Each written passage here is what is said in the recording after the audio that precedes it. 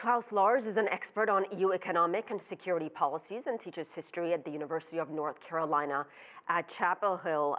Larres, certainly an achievement for the British Prime Minister, but the big question everyone is asking, what's going to happen if the British Parliament rejects this?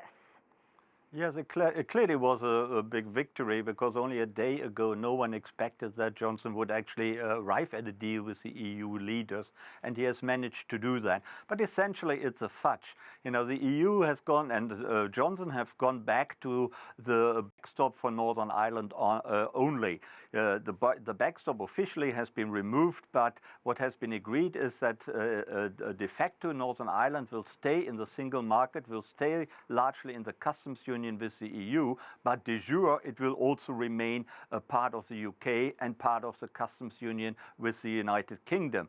And that kind of fudge he will have to sell to his parliamentarians at home. And the DUP, the major unionist party in Belfast, has already declined the offer to vote in favor of the deal, because they believe that the link between Northern Ireland and the rest of the UK has been weakened by that deal which Johnson has achieved. But Professor, what I was asking is, what is going to happen if Johnson cannot get this deal through the British Parliament? What happens after that?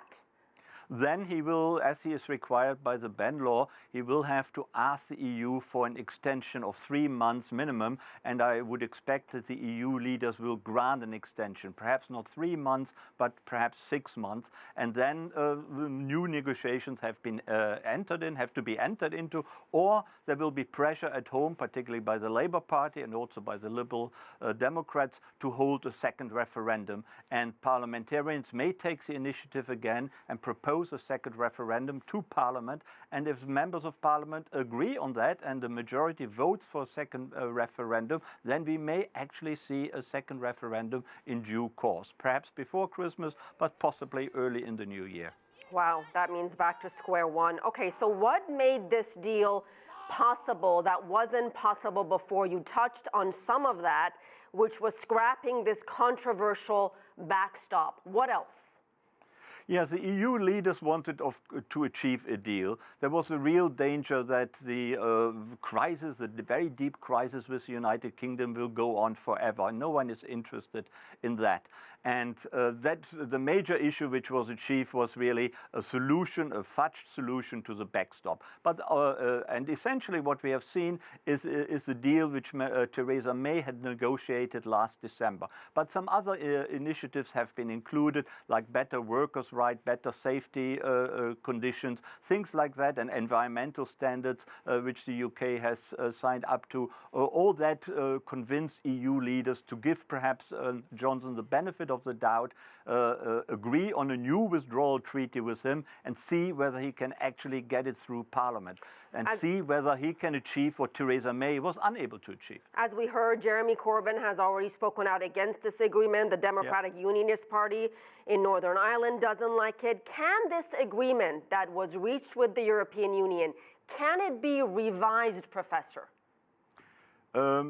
If it fails, you mean? Yes, of course. If, let's say, the parliamentarians in the UK turn it down and they vote against it, then Johnson has to go back to the EU, ask for an extension, and also he will have to enter into new negotiations with the EU. And then that deal which he has achieved can, of course, be revised theoretically. Whether the EU goes along with that, that is an open question. I think there are many voices within the EU and among the EU leaders who also secretly hope that perhaps a second referendum might be held in the end, and then it is up to the British people to decide whether or not the country wants to leave the EU. And of course, after 3 years, many people in the UK have a much clearer picture of what it would mean for Britain to leave the EU. In 2016, when the first referendum was held, that was mostly unclear. Many people didn't really know what they were voting for. And of course, in the meantime, that has been dispelled. Everyone now knows exactly what is at stake. So the second referendum may actually give a much clearer picture whether or not the British want to stay in the EU or whether they really want to leave. Understood. Professor Klaus Larres, thank you.